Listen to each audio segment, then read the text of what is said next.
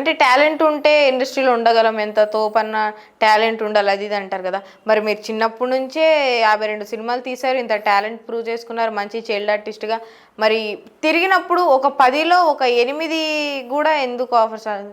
8లో పోనీ 10లో ఒక 2 ఆఫర్స్ కూడా మీ దాకా ఎందుకు రాలేదంటారు? మరి మీకు టాలెంట్ ఉంది కదా. నేను అడిగినప్పుడు నాకు ఇవ్వలేదు, తిరిగా.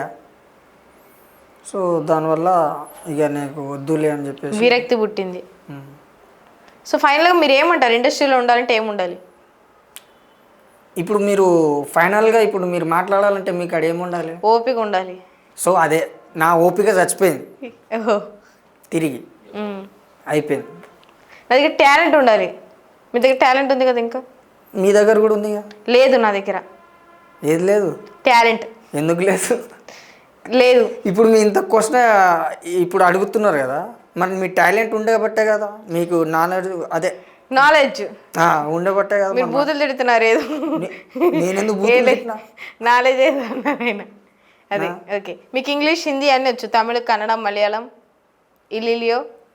ఇలిలియో అదే తమిళియో. ఇప్పుడు హిందీ మూవీలో ఆఫర్ వచ్చింది, హిందీ వస్తుంది. అందరూ మమ్మల్ని అనాథ అనాథ అంటారు. అనాథ అంటే ఏంటి అనే డైలాగ్ హిందీలో చెప్పండి.